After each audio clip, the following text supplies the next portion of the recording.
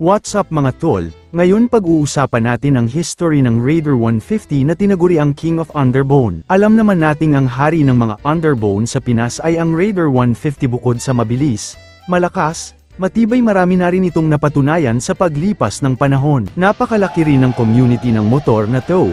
Pero saan nga ba nagsimula ang Raider 150? Nagsimula ito sa sports bike ng Suzuki na FXR 150 at Underbone na FX 125, nakuha ng Raider ang makina ng FXR 150 at nakuha naman ito ang frame ng FX 125.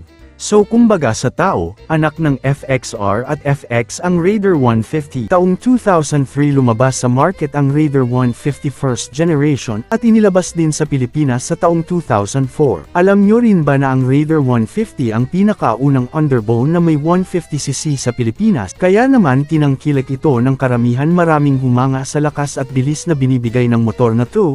Maraming units rin ang nabenta ng Suzuki dahil sa motor na to. Kaya naman gumawa pa ang Suzuki ng bagong model na kung tawagin ay new breed. Nagkaroon ng iba't ibang komento ang mga tao sa motor na to, may napangitan at meron ring nagandahan. Bukod sa malaki, marami rin ang nagsasabing pangit daw ang pagkakagawa sa forma ng ulo nito. Nakuha rin ito ang bansag na pinakapangit na Raider. Kaya naman gumawa ang Suzuki ng Raider, pero ngayon nag-focus na sila sa forma at angas ng motor. Dito nga lumabas na ang pinakamaporma at pinakapoging Raider sa Raider 150 line-up, na kung tawagin ay R150 Reborn. Paglabas ng motor na to, maraming nagandahan at ito din ang era na sikat ang Thai concept or Malaysian build, ang motor na sikat sa mga drag race at motor show.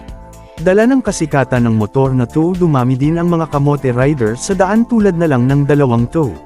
Viral na ang videong ito sa social media kung saan pumasok sa South Luzon Expressway ang isang rider ng umano'y underbone na motorsiklo.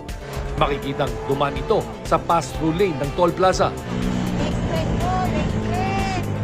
At mabilis na binirit ang motor. Nang harangin ng mga nakamotor na mga traffic enforcer, sa halip na tumigil, umiwas ito at humarurot papalayo.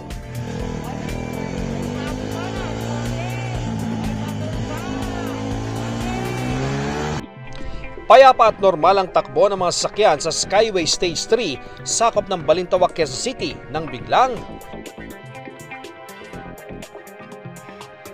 isang motorsiklo ang nag-counterflow at sinalpok ang isang sasakyan sa northbound ng Skyway Stage 3. Sinubukan pa raw itong harangin ng kanilang tauhan pero hindi umubra. Sa bilis umano ng motor, tumilapon sa lakas ng impact sa nakabangga ang sasakyan.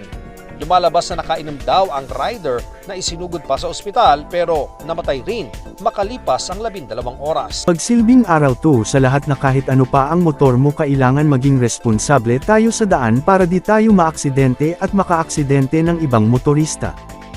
Sa paglipas ng panahon, marami na ring napatunayan ang motor na to, kaya naman nagkaroon na ng fuel injected o mas kilala sa tawag na Raider 150 Fi. Sa paglabas ng Raider Fi, marami ang nagandahan dahil sa matipid na ito sa pagkonsumo ng gasolina at mga features na wala ang mga Raider Carb, mas fit na rin ang kaha nito kesa sa Carb. Magpahanggang ngayon nga ito peren ang pinakamabilis sa lahat ng underbone at dahil nga sa demand ng consumers nito, hindi ito nawawala sa market di tulad ng ibang motor.